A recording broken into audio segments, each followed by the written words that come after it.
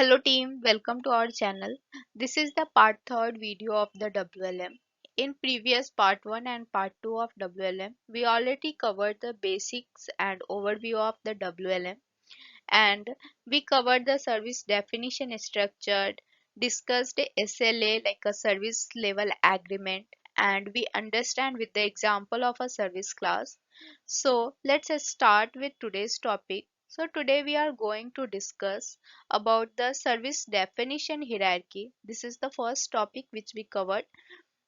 So what is service definition hierarchy? So service definition hierarchy, it contains all the information, necessary information for the sysplex wide workload management processing.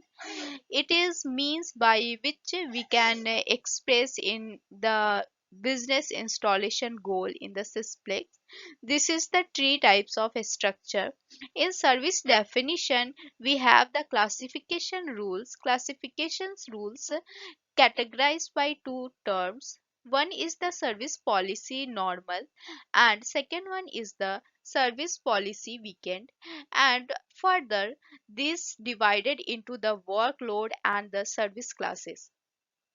So it is very important to identify all your workload, define class, service class, and classifications rules before you sit down to use the ISPF application. Actually, this service definition also consists of report class, application environment, and scheduling environments. The service definition is stored in a WLM coupled data set.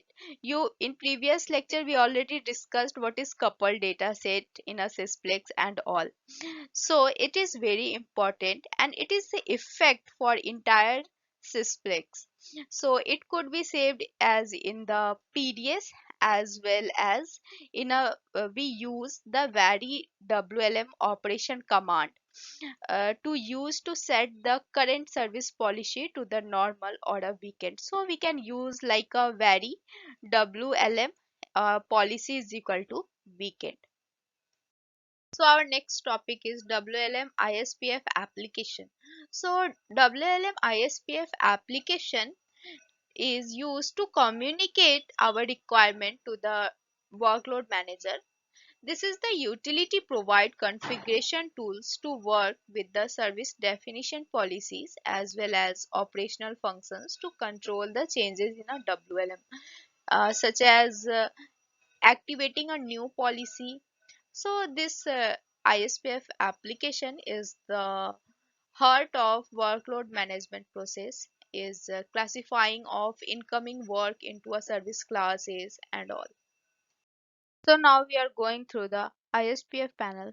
So ISPF panel is easy to navigate through a series of panel. It is easy to get the lost, and here is it we provide the summary of initial set of panels which you will need to get the WLM definition menu. In definition, it has first is the read service definition, extract from a couple data set, create a new definition and all. After that we are able to choose a service definition like a dataset name. Here's mention is a WLM SVC def.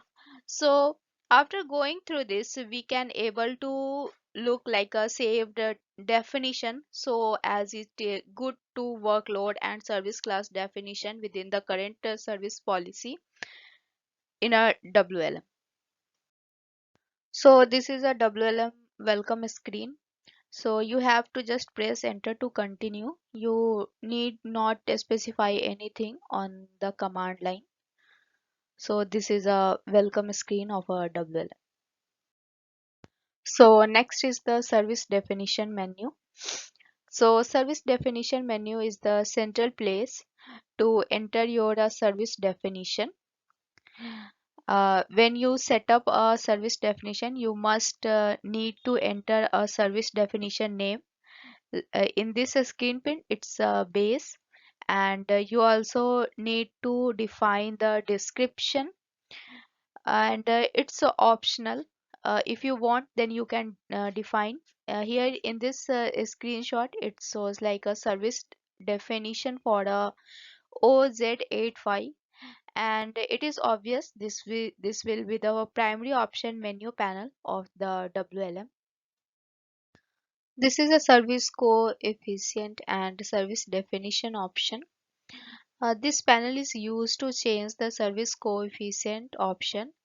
This panel is displayed by choosing the option 8 on the definition menu, and this service coefficient is an additional weighting factor assigned to one kinds of service over another.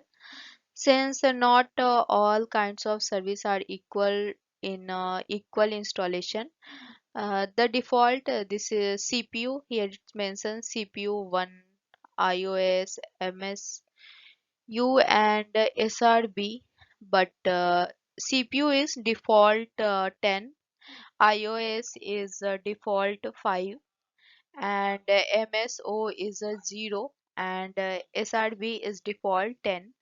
Are the inflated given the size and the processing capability of processors, and here processors can assume much higher amount of service, and as a result service unit consumption number can go very high.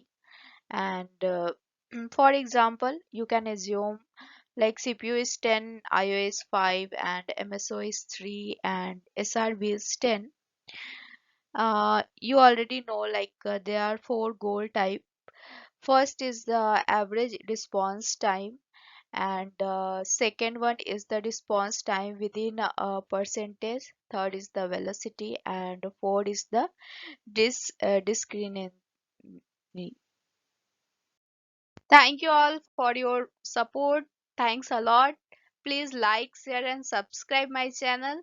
And if you want any specific topic, please comment in a comment box. Thank you again. Bye.